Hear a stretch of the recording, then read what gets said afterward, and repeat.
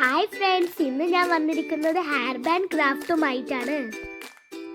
ഈ രണ്ട് hair band ഞാൻ ഉണ്ടാക്കിയതാണ്. ഒന്ന് എൻ്റെ പേരും ഒന്ന് ദേവുവിൻ്റെ പേരുമാണ്.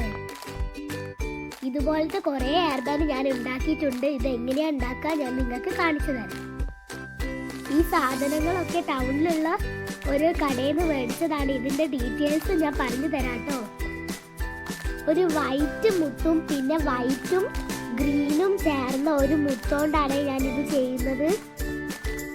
ആദ്യം തന്നെ വൈറ്റ് മുത്തിട്ടിട്ട് ഗ്രീനും വൈറ്റും ചേർന്ന മുത്ത് ഇട്ടതിന് ശേഷം അത് ഓരോന്നായിട്ട് ഒട്ടിക്കുക. അത് 12 എണ്ണമാണ് ഒട്ടിക്കേണ്ടത്. 12 മുത്തിട്ടതിന് ശേഷം ഞാൻ 2 ആൾ ഷേപ്പും കൂടെ ഇവിടെ ഒട്ടിക്കുന്നുണ്ട്. ഞാനിത് ഉണ്ടാക്കുമ്പോൾ എപ്പോഴും ദേവൻ എൻ്റെ മുത്ത് എടുത്തു തരാനൊക്കെ സഹായിക്കാറുണ്ട്. ഹാർട്ട് ഷേപ്പ് ഇട്ടിട്ട് വേറെ 2 ഹാർട്ട് ഷേപ്പ് ഇട്ടിട്ട് അതിന് ശേഷം നമ്മളെ പേര് എഴുതിയിട്ട് പിന്നെ ഹാർട്ട് ഷേപ്പ് ഇട്ടിട്ട് നമ്മളെ 12 നിങ്ങൾക്ക് കൊള്ളുന്ന മുത്ത് ഇട്ടിട്ട് അത് അടയ്ക്കുക, എൻഡ് ചെയ്യുക. പേര് എഴുതാൻ ഉപയോഗിക്കുന്ന ലെറ്റർ ബീഡ് ഞാൻ ആമസോണിൽ നിന്ന് മേടിച്ചതാണ്. ആമസോണിൽ നിന്ന് കിട്ടും.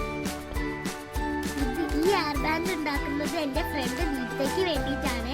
അവർക്ക് ഇഷ്ടം പാറു എന്ന് വിളിക്കുന്നതാണ്. അതിനെക്കൊണ്ട് ഞാൻ പാറു എന്നാണ് ഇതിൽ എഴുതിയത്.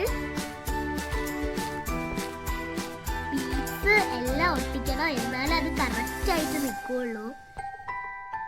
ഈ ഗമ്മ ഒട്ടിക്കുമ്പോൾ കയ്യിലാവും. പിന്നെ അതേമാതിരി ഇത് ഒട്ടാൻ കുറേ സമയം എടുക്കുവേ. ഒരു സൈഡ് ചെയ്ത മാതിരി തന്നെയാണ് ഞാൻ മറ്റേ സൈഡും ചെയ്തത്.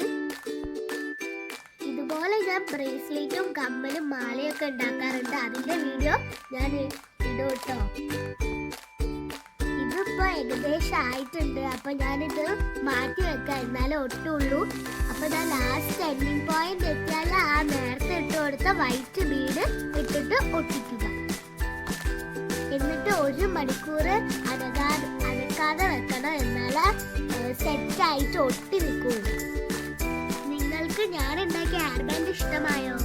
ഇതേപോലത്തെ ഫാൻസി ഐറ്റമായിട്ട് അടുത്ത വീഡിയോയിൽ കാണാം. എൻ്റെ വീഡിയോ ഇഷ്ടപ്പെട്ടാൽ ലൈക്ക് ചെയ്യാനും ഷെയർ ചെയ്യാനും മറക്കരുത്. ബൈ.